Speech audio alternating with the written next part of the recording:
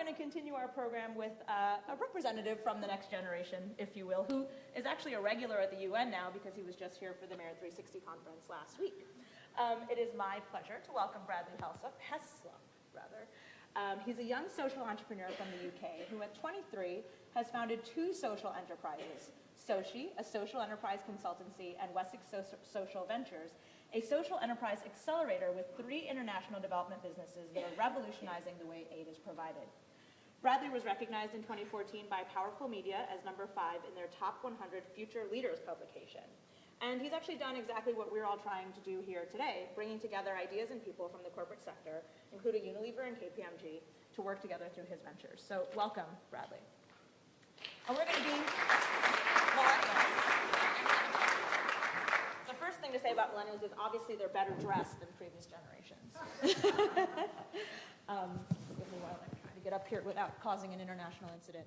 So, talk to us a little bit about the millennial perspective on business and social change. This is something that is happening very quickly, but for you, it's clearly a way of life already. Yeah, well, first, thank you for having me here. It's an honor. Can we just talk about how Bradley's notes are on his phone?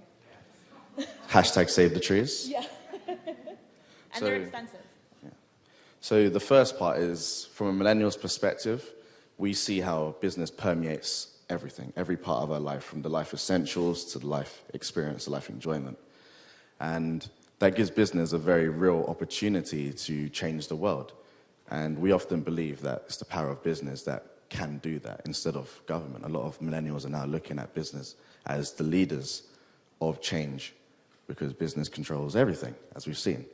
And by definition, every business already has a social impact because people are involved in every part of the value chain, either your workforce or your customers. So that means you can have a positive social impact. So the possibility is there. But the business case is also strong for it. And as we've written down here from Sir Ken, 70% of workers are engaged. And what that means is that to engage these employees, these new generation, 78% of us millennials. Hello? We're all off. Hello? Hello? Yeah, you're there. 78% of millennials value experience over money.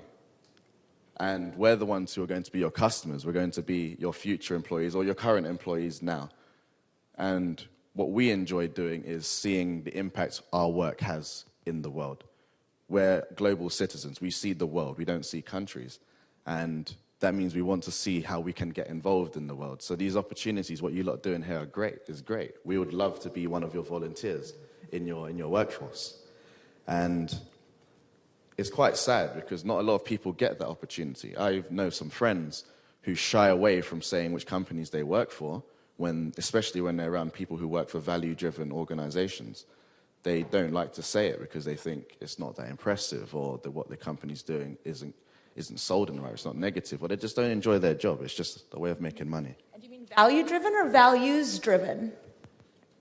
Because in theory, companies are always value-driven, but what's shifting now is that values have become a more dramatic part of what we're looking for. More values that align with the millennial. Mm-hmm. So most people will go into jobs to earn money, but millennials now are looking for that experience. They're looking for companies whose values align with them and whose values are at the forefront of everything they say and do. So whatever they say their values are aligned directly with what they do and what you experience in the workplace. So all three need to connect. So underscore it again, what's on your website should be the reality of what the experience in your office is. Yeah, in the office and to your customers. Mm-hmm. It should all sync. Mm-hmm. So you are actually a business owner and an entrepreneur, and that might be really instructive for some of us to hear how you've embodied these values and sort of attracted your fellow millennials to the work that you do and created social change and partnerships in that work. Yeah, so the main business that I have is Wessex Social Ventures, which is a social enterprise accelerator, currently focusing on 3 international development businesses. And the whole model around that is around partnerships across all sectors. Anything, anyone, individuals even, are required to make it work. Because we recognize that no one person or individual in their limited worldview can be confident that they've considered all the factors. Mm-hmm. And that's the main point behind it. So Wessex Social Ventures, we socially franchise to NGOs. We teach them how to set up businesses in communities that deliver a solution that would otherwise be delivered through aid. So local people run a business, gain employment, and they sustain the solution for longer than 40 years, I hope, but forever. One can hope. One can hope. And that saves the charity money, saves the community money, and it empowers the local people, and it keeps it going. So that's what WSV does. And because two businesses in particular that we have directly align with Unilever, we were able to work with their behavioral change experts, and we're starting to work with them now on our million plan, which is to supply 1 million women and girls with a sustainable supply of sandwich towels, 1 million school children with clean toilet facilities, and 1 million people studying and working under clean lighting. Let's have a hand for that, huh? Since ideas are such a big part of this conversation, and we saw today how just having the water bottle 3 feet away can make a big difference, talk to us about how this came together in your own mind, and then how the partnerships have grown from there. It's a difficult one, that one. It was organic. It was, as Ken described, you have to be organic in the way you see the world and you move through the world. So it started off as, what was the solution? What was the problem that was in the world? Is there a solution out there? Can we do it better? And yes, we could. So we've done it. And That's a very millennial way of thinking about it. We saw a problem and we fixed it. And then we didn't do it correct the first time. We had to adapt. Every step of the way was looking, how can we improve? How can we adapt? And it was from that we saw the opportunity to take this on a global scale. So I saw one of the quotes that said, alone we can move fast, together we move further. Well, our model actually moves quicker and further by working together, because we're tapping into existing networks of communities, NGOs, corporates, everything, existing networks that are out there to quickly spread these solutions within 15 years to where they're needed. And then how did you actually find your way to the Fortune 500 companies that you work with? So I was involved in something called Enactus, which is a student-led organization in 36 countries where students go out into their communities, locally or internationally, and deliver some kind of social project with business as the base. And in that organization, there are loads of sponsors, Unilever and KPMG being the two that we engage with now. And they mentor and help and volunteer their time, their personal skills and experience to help those students create change and become leaders in their own way. And that was how we got into this whole field. And from winning the Enactus World Cup, our university couldn't say no when we asked them for 30K, so we took it. So you built a bit of momentum. Yeah, and then Unilever and KPMG saw the potential for Enactus projects to go and scale to the world. So they actually been actively involved in kind of helping us to develop, and their commitment to Enactus goes one step further by working with us. And it really is a testimony to partnerships. But I wonder if you could just reflect a little bit on why this matters so much to our generation. Not that it didn't before, but why it matters to us and it translates into action and voting with our feet, so to speak, even with the organizations that we work for.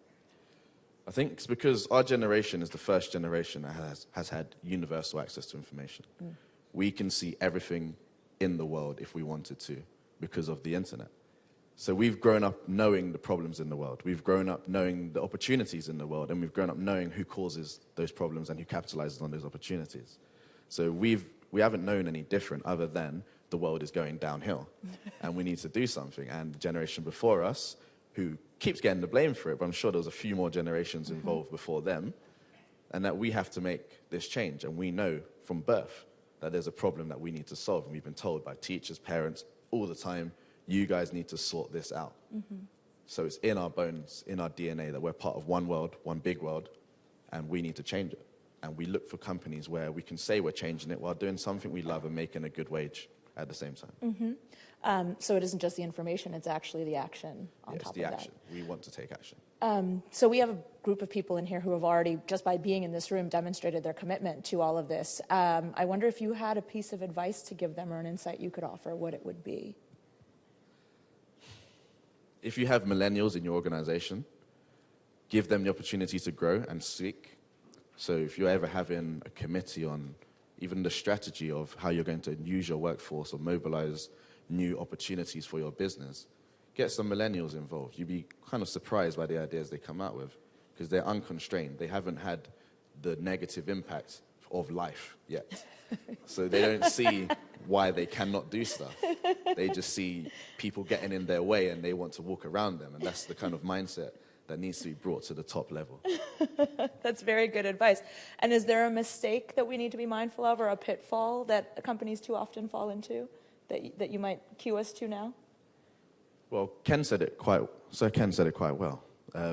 You adapt or you die. Mm-hmm. So the mindset needs to be that whatever you personally feel your organization stands for, eventually the times will force you to change. And if you don't change, you die.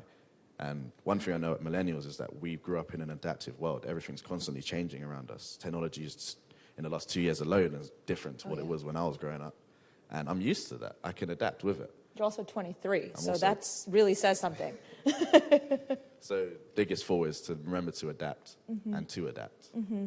And continue adapting over time. So I'll just ask you one last question before we go, and answer with whatever first comes to your mind. What are you excited about sitting in this room today? What's got you jazzed? You're the young guy, probably by a lot of years, actually, looking around.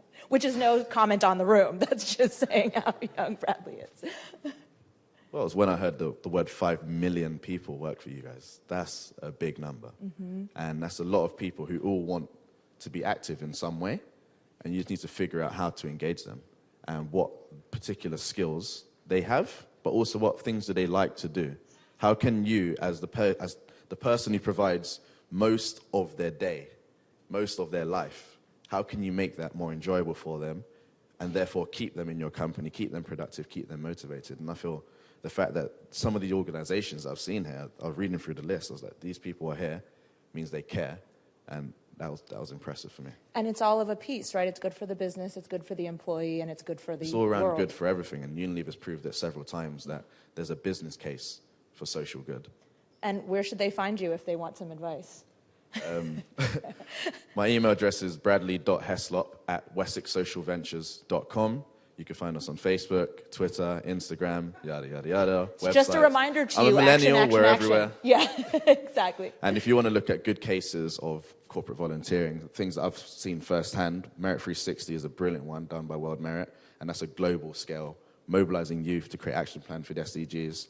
And Enactus is also phenomenal because people actually go out and create projects, and they rely on sponsors quite a lot, and they often go and work for those sponsors afterwards, so it's good for recruitment. Good for all of us. Thank you so much, Bradley.